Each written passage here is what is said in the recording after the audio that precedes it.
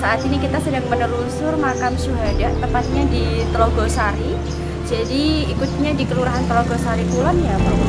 Telogosari Kulon di Semarang, Kecamatan Pedurungan, Semarang. Jadi untuk hari ini kita sudah bersama dengan Bapak Faizin selaku dari cucu Kiai Haji Mustafa, pelaku sejarah dari tragedi dimakamkannya para Hizbullah.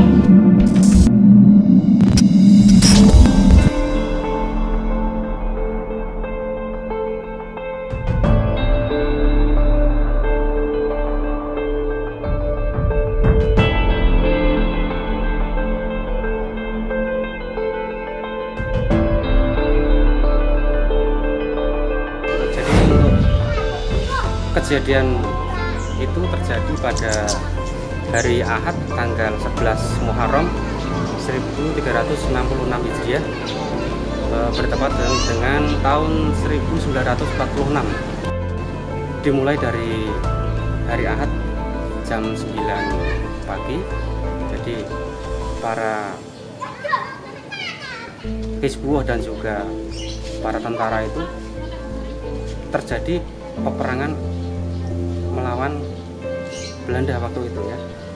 Jadi disinilah bukti sejarah itu masih berdiri. Jadi di dalam rumah ini untuk Mbah Haji Mustafa pemiliknya, terjadilah peperangan di waktu itu, berkumpul di sini dan juga terjadi pertempuran di Brondong dan juga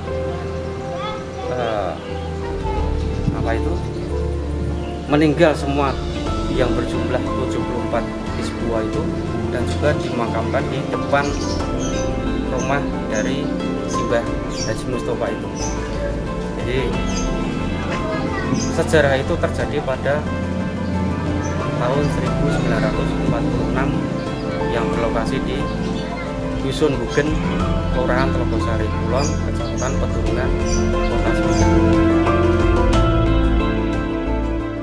Dari rangkuman keterangan para saksi pelaku perjuangan yang masih hidup menyatakan, pada hari itu Minggu 11 Muharram 1366 Hijriah, sekitar pukul setengah 10 pagi, mendadak terjadi pertempuran sengit yang dilancarkan oleh serdadu Belanda dengan dimulainya adanya pesawat jenis capung yang meraung-raung di atas awan langit. Kemudian disusun serangan sengit yang datang dari arah BAT Semarang dengan tembakan peralatan senjata modern, kekuatan musuh yang lebih banyak dengan persenjataan juga yang lebih unggul.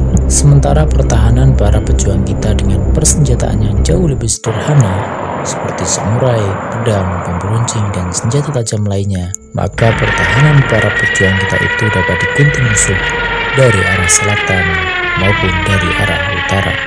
Menghadapi serangan gencar dari serdadu Belanda ini, maka pihak tentara kita dan laskar lainnya yang semula sempat bertahan di arah kanan kiri pertahanan, para kiai dan sabilillah yang jaraknya kira-kira hanya 1 km kemudian mengundurkan diri dan mengatur siasat. Akan tetapi nasib telah menimpa barisan kiai atau sabilillah yang bertahan sampai pukul 2 siang dan menjadi putus dengan induk pasukannya.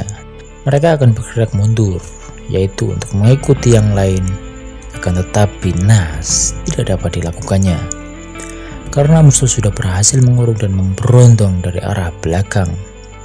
Dalam keadaan yang terdesak itulah kemudian timbul ikrar bersama, lebih baik mati sebagai syuhada daripada mati konyol tertahan musuh.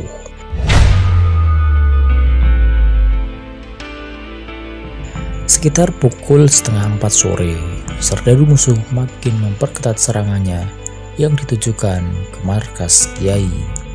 Dan kemudian Belanda berhasil mengurung kurang lebih 72 orang dari tentara kita sabilillah dan 2 orang dari Hizbullah yang semula bertahan di luar rumah, kemudian berlarian berkumpul di suatu rumah milik Haji Mustafa yang memang dijadikan markas pertahanan pahlawan kita pada saat itu.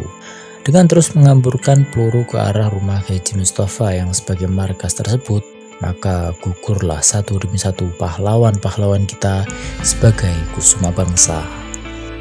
Setelah serdadu Belanda yakin bahwa di dalam markas tidak ada seorang pun yang hidup, barulah tembakan-tembakan mitraliur dan Tagidanto dihentikan. Jenazah para pahlawan kita yang bergelimpangan dan bersimbah darah dan masih erat menggenggam samurai, memberuncing dan senjata tajam lainnya, para pahlawan diseret keluar rumah, kemudian dimasukkan ke satu lubang besar yang digalinya dengan menggunakan ledakan-ledakan dinamit dan ranjau darat. Menurut sejarah yang kita telusuri bahwa Sabilillah dan Hizbullah itu berasal dari Solo. Menurut keterangan Bapak Kiai Haji Muhammad Ma'ruf yang pernah menjabat ketua barisan Kiai seluruh Jawa Tengah, diantaranya yang gugur yaitu Kiai Anwar dari Solo, Kiai Toha dari Boyolali, Kiai Sarju dari Kepatihan Solo, juga Bapak Hasan Anwar sebagai pimpinan Sabilillah, serta Bapak Subakir berasal dari Klaten yang merupakan pimpinan Hizbullah pada saat itu juga gugur sebagai syuhada. Betapa hatiku takkan pilu telah gugur pahlawanku. Peringatan terhadap perjuangan para syuhada itu sejak dahulu sudah dilakukan, sehingga makin lama seakan sudah menjadi sebuah tradisi. Para pengunjung terutama dari keluarga para pahlawan dari tahun ke tahun semakin banyak. Kemudian timbul inisiatif untuk memperbaiki makam tersebut dan terlaksana pada tahun 1956. Dalam perbaikan makam itu dipagar tembok setinggi setengah meter. Akhirnya dalam perkembangannya oleh penduduk Buken dan ahli waris para pahlawan, setiap tanggal 1 Muharram diadakan haul atau peringatan gugurnya para pahlawan syuhada tersebut, yang kemudian peringatan gugurnya para pahlawan syuhada semakin kita tingkatkan seperti yang kita lakukan dalam tahun 2003 lalu. Kemudian bertepatan dengan peringatan Hari Pahlawan tahun 1960 oleh pihak yang berwajib, dianggap perlu untuk memindahkan kerangka pahlawan yang tersebar dan tidak dikenal itu ke tempat yang lebih layak. Dan pada tanggal 9 November 1960, sejumlah pahlawan yang terkubur jadi satu di Buken ini kemudian dimakamkan kembali di Taman Makam Pahlawan Giri Tunggal Semarang. Menurut catatan yang ada di Taman Makam Pahlawan Giri Tunggal Semarang bahwa kerangka jenazah pahlawan yang dipindahkan itu sebanyak 40 orang. Jadi makam syuhada di Buken, Kelurahan Telogosari Kulon, Kecamatan Pedurungan, Kota Semarang ini masih tersimpan 34 jenazah pahlawan. Semoga jasa para pahlawan kusuma bangsa ini mendapat tempat di sisi Allah Subhanahu wa Ta'ala. Amin.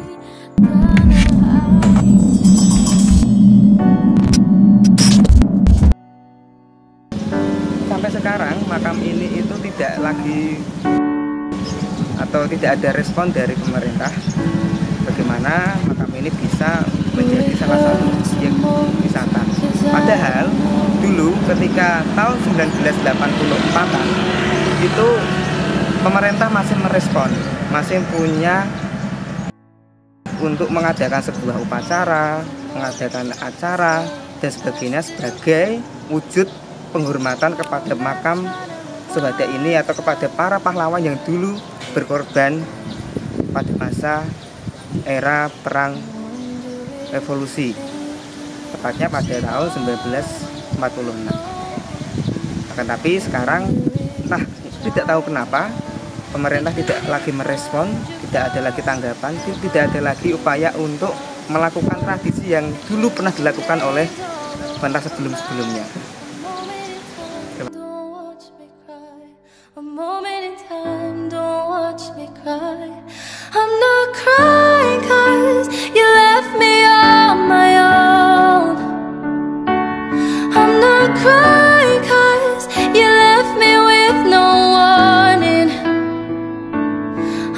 Crying 'cause I can't escape what could have been. Are you aware when you set me free? All I can do is let my heart bleed. Oh, it's harder when you can't see through their thoughts. Not that I want